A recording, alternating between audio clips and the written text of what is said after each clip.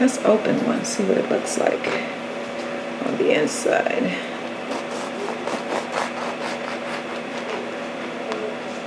Oh, girl.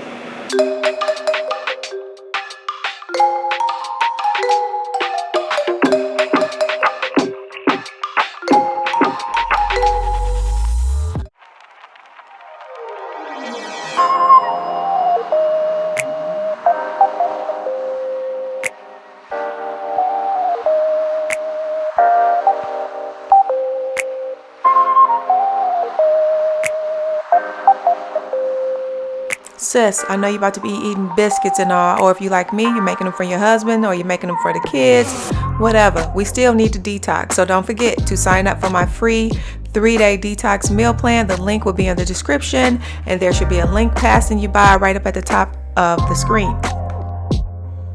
So now we're going to make a well, add our butter. You want it to be frozen. You can use coconut oil if you want to as well, but just make sure that it is frozen or extremely cold. You can shred it with the shredder, or you can cut it up into cubes, and you can use that. I can't think of that name. I think it's a cutter. But my butter is soft. I didn't get the opportunity to let it freeze, so I'm working with what I got. But it is best to get the flakiest biscuits to use the coldest butter. So I would recommend freezing your butter or your coconut oil beforehand. But it's still gonna turn out good, honey, okay?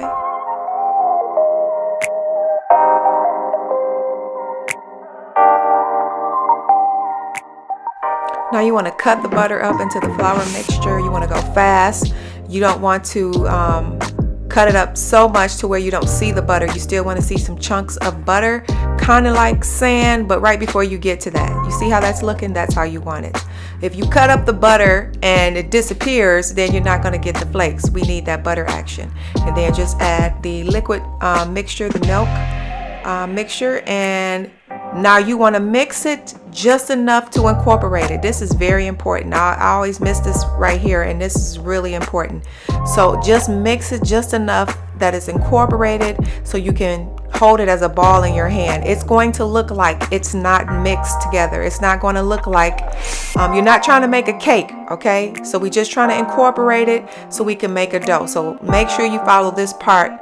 Do everything I say, okay? But make sure you really follow this part to the T. Then you want to lightly dust a cutting board. Is that what that's called? Whatever, okay? And then this is how we're going to make it come together like dough. So it's going to be a little bit sticky. You see that? That's perfect right there, okay? That's why my business came out perfect, Hunte, okay? And that's how you want it. See, it doesn't even look like it's really fully together. So what I'm going to do is take my time, and you see the little specks of butter still in there, honey? Yes, okay, that's how you want it. I'm going to take my time and pat it out, put a little bit of flour on top of it and all around so that I can make it less sticky. And that's how I'm forming my dough. So because it shouldn't be super wet, but it should be some wetness to it, okay? Long as it's not sticky, then you know you're good, all right? So I'm just going to shape it out, and then you're going to see me fold it a total of 5 times, and that kind of helps it get the layer. You can skip this step if you want to, but I do see a major difference in the fluffiness and the height of my biscuits when I do it. So put a little flour on your rolling pin, and we're going to make our layers, okay?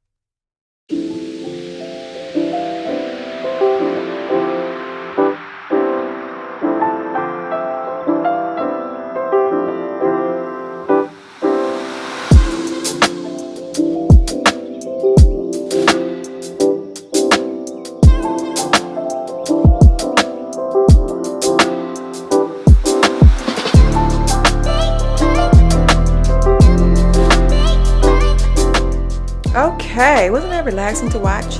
Now we're going to cut. I'm using my the biggest cutter because I want to make sandwiches, but you can cut any size you want. And if you don't have the little biscuit cutters, then you can use a cup. And just press down, don't twist. Press down, don't twist. And then once we get them out, we're just going to keep forming the dough and pressing down until we've utilized all the dough.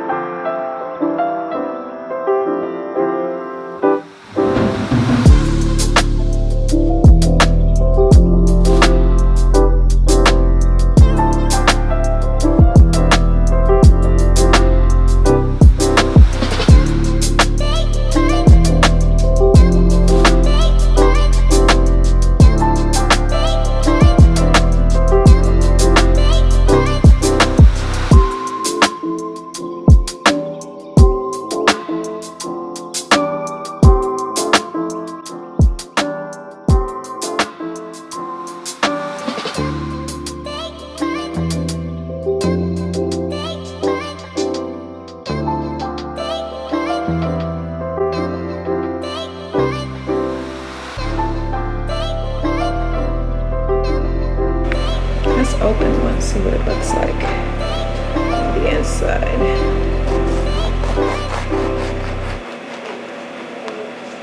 Oh, girl. Oh, wait, girl. Oh. Dang, I wish I could have one of these. Actually, I did. I ate the real little one. Oh, wait.